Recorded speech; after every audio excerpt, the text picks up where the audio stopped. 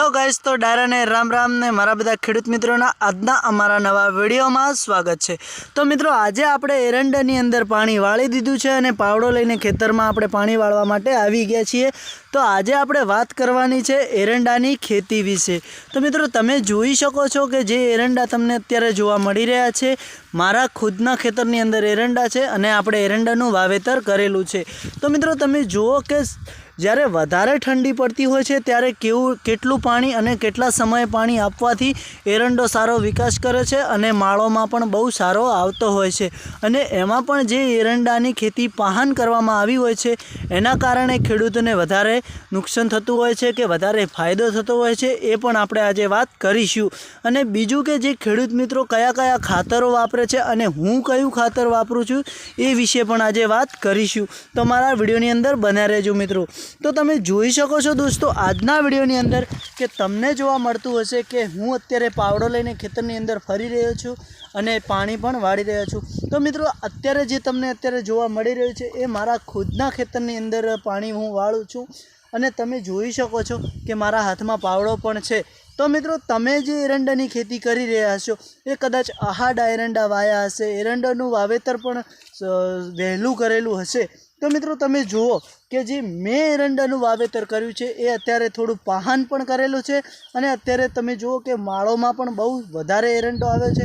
અને મિત્રો, અત્યારે લોકોનું, બધા ખેડૂત મિત્રોનું એવું કહેવું છે કે જે આહાડા એરંડાની ખેતી કરવામાં આવે છે એ સૌથી વધારે વિકાસ પણ કરે છે અને સૌથી વધારે ઉતાર પણ આપે છે અને ખેડૂતને નફો પણ મળે છે। પણ મિત્રો, મારું કહેવું પણ એવું જ છે કે વાત સાચી છે, તો તમે મારી સાથે બન્યા રહો અને હું તમને શું કહેવા માગું છું એ તમે ધ્યાનથી સાંભળો અને વિડીયોને પૂરેપૂરો જોજો। તો કે મિત્રો, અત્યારે તમે જોઈ શકો છો કે જે આ એરંડા તમને જોવા મળી રહ્યા છે એ થોડા પાહન છે, એનું વાવેતર લેટ કરેલું છે અને એની અંદર પણ આપણે વિકાસ બહુ સારો જોવા મળી રહ્યો છે, એની માળો પણ બહુ સારી વધારે છે અને એનું ઉત્પાદન પણ આપણને બરાબર મળી રહ્યું છે। તો મારી સાથે બના રહો કે આપણે કયા કયા ખાતરોનો ઉપયોગ કરીએ છીએ એ વિશે જાણીશું।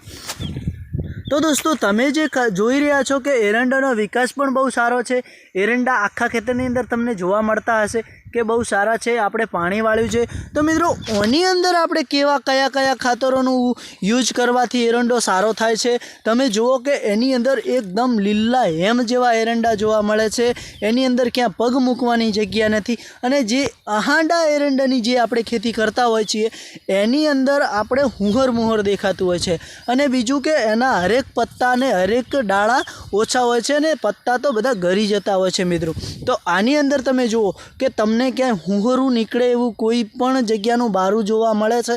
તો મિત્રો, આની અંદર આપણે કયા ખાતર વાપર્યા છે કે આપણે યુરિયા તો હરેક ખેતીમાં આપણે મિત્રો વાપરીએ જ છીએ અને તમને પણ ખબર જ હશે કે યુરિયા જે ખાતર આવે છે એની અંદર બધા જ કેમિકલો હોય છે, કારણ કે યુરિયા ખાતર ક્યારેય કેમિકલ વગરનું નથી હોતું। તો મિત્રો, આની અંદર અમે પણ યુરિયા વાપર્યું છે, પણ યુરિયા સિવાય જે બીજું ખાતર વાપર્યું છે એ શું તમે જાણો છો? તો ના જાણતા હોય તો આજે મારી સાથે બન્યા રહેજો, હું તમને આજે જણાવવાનો છું જ અને મેં ખાતર જે ઉપયોગ કર્યું છે, યુઝ કર્યું છે એ પણ હું તમને જણાવવાનો છું।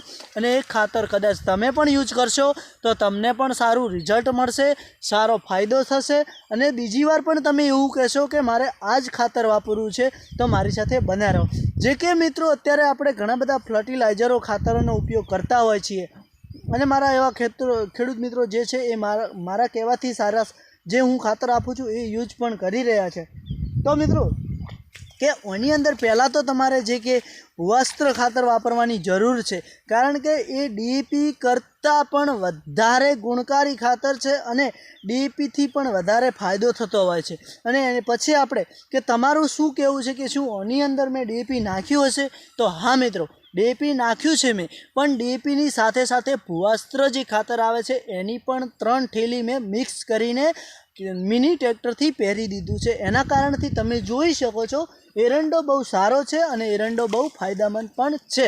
તો મિત્રો શું તમે આ ખાતર વાપરવા માગતા હોય અને આવી રીતે આવી ખેતી કરવા માગતા હોય તો મને કોમેન્ટમાં જણાવજો અને હું તમને ખાતર પહોંચાડીશ. તો આ વિડીયો તમને સારો લાગ્યો હોય તો મારા વિડીયોની અંદર તમે ક્યાંથી છો એ કોમેન્ટ કરજો અને અમારી કદાચ ચેનલની અંદર તમે નવા હોય તો મારી ચેનલને સબસ્ક્રાઈબર કરી લેજો કે જેથી કરીને અમારા વિડીયોની નોટિફિકેશન સૌથી પહેલાં તમને મળી જાય. તો ચાલો મિત્રો નેક્સ્ટ વિડીયોમાં ફરીથી મળીશું. આજના વિડીયોમાં આટલું જ. હવે રજા લઈશું. વિડીયો સારો લાગે તો દિલથી પૂરો જોવાનું ના ભૂલતા. જય માતાજી. અને હા મિત્રો, બીજી મારું કહેવાનું એ છે કે તમને વિડીયો બહુ જ સારો લાગ્યો હોય તો લાલ દિલનું ઇમોજી મોકલજો કે મને પણ ખબર પડે કે મારા ખેડૂત મિત્રો હજુ સુધી ખેતી કરે છે અને ધરતીપુત્ર છે મિત્રો. તો આજના વિડીયોમાં આટલું જ.